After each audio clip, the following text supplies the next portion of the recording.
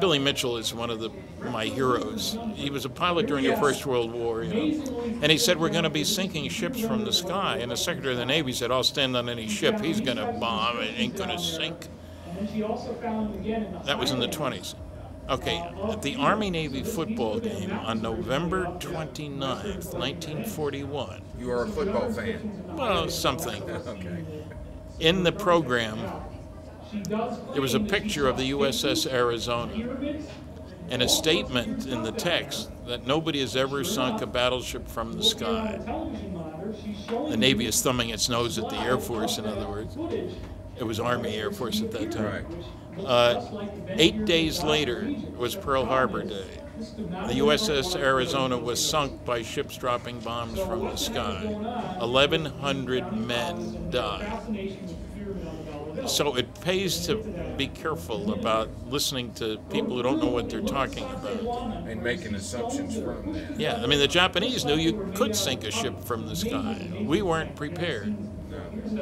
And we should have been. Like I say, Billy Mitchell had been talking about this for years, and they had demonstrated, they had sunk some ships from the sky. The thing is, when you drop a bomb on a ship, you don't need to reduce it to little pieces. You got to break a seam so that the water comes in and does the work for you. That's true. Just breaks the bulkhead. Yeah, that's all it needs. The ship is metal.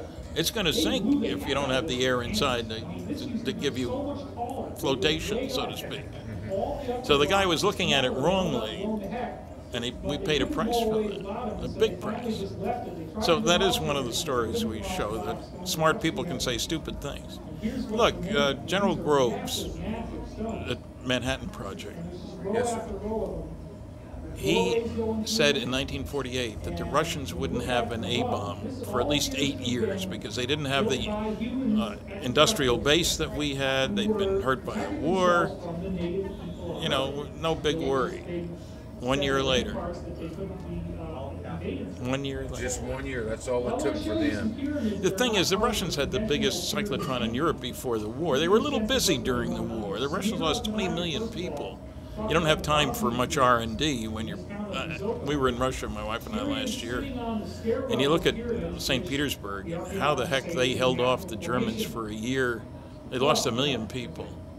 But they've always had great scientists in the country. Yes, great Our scientists. attitude was, the Eastern American attitude. A bunch of dumb peasants, the Russian peasants kind of thing. Tolstoy, etc. And the scariest document I ever saw, I've been to 20 archives, 1951 at the Truman Library. There was a memo at one of the meetings of the National Security Council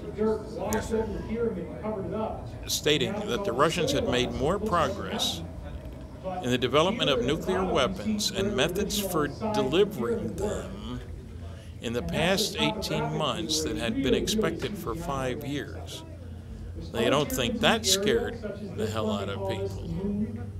You see, it wouldn't hurt us even if they developed a bomb. They don't have any airplanes.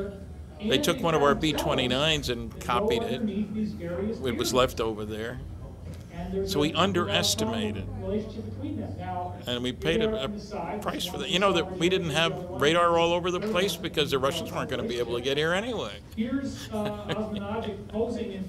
So life is interesting. There are a lot of those. We should probably do a second book, More Science Was Wrong. Yeah, I can see that. Science was wrong. How much do you think in the 21st century the innovation can come about? Where do you see us standing 100 years from now? We wouldn't recognize half the technology, or more than half, I think. Nanotechnology is going to be big, I think. And they're learning how to use it to strengthen materials. Graphene, this new material that the guy's got a Nobel Prize for. I didn't hear about that. Graphene. And they make a very thin layer. It's graphite, sort of modified.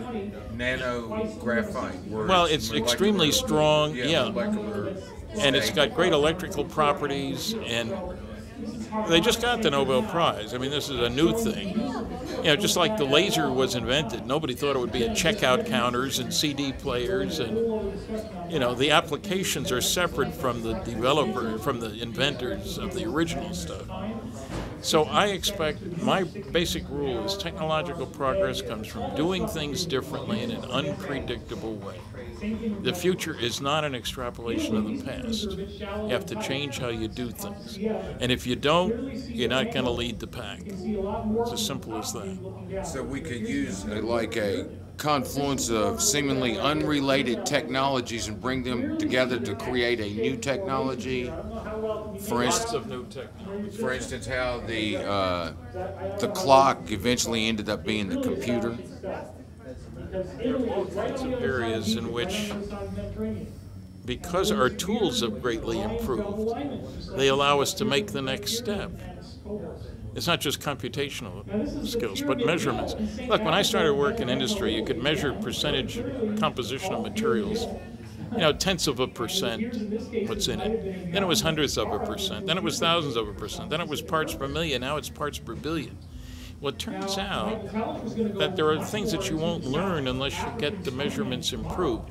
The Navy, back in the 50s, was going to build a reactor for submarines using a liquid metal, sodium potassium alloy, as the coolant for the reactor. It's a very good heat transfer agent, better than water, so you can make it smaller and stuff. The trouble is, they couldn't predict the corrosion. Sometimes they'd have a unit, pipes and fluid in there and wouldn't corrode at all. Other times it would be beaten all up. It turned out, when they finally got their analysis methods improved, that it was the amount of oxygen in the metal, in the liquid metal, that determined how much corrosion there would be.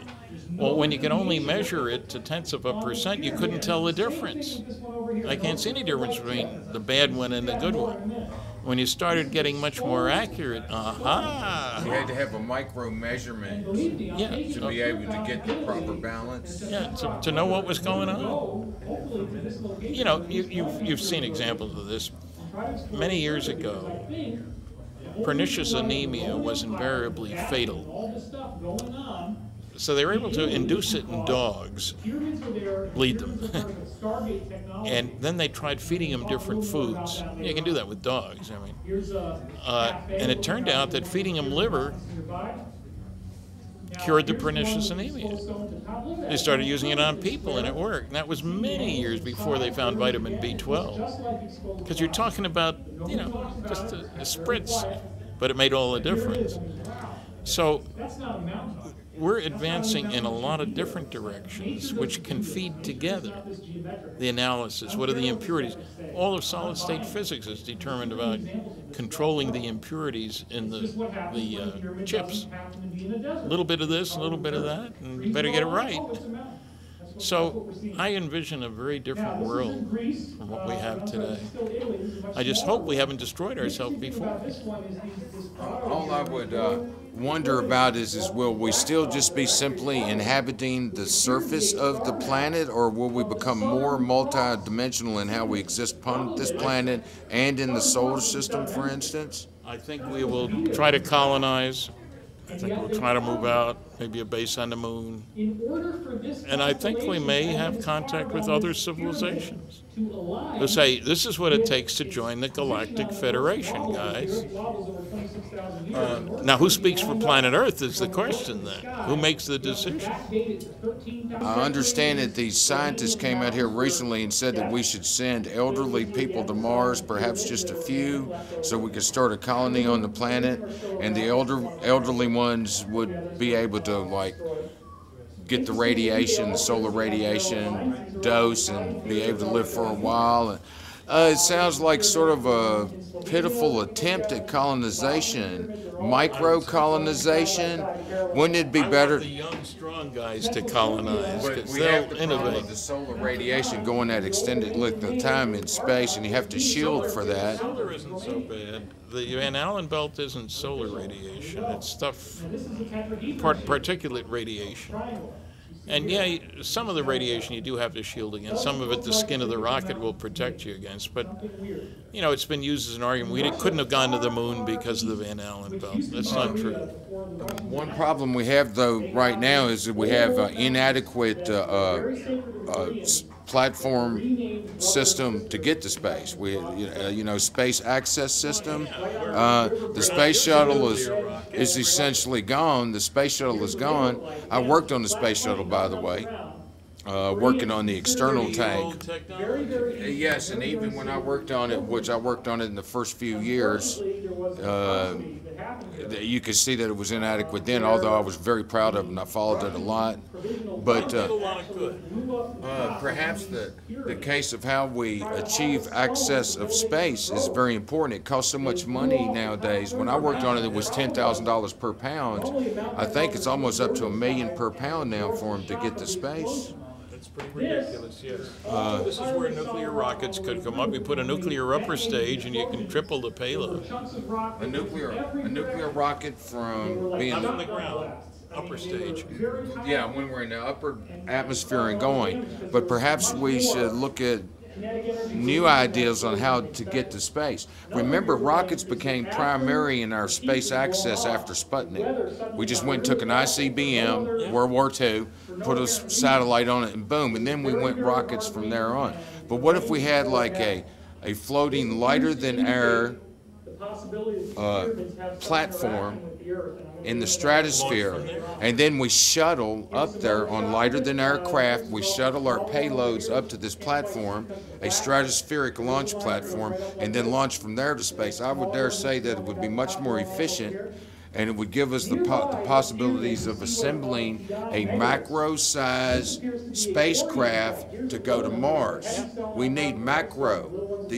The idea of having some spindle rocket about, you know, that we live in, you see in the old science fiction movies, is ridiculous.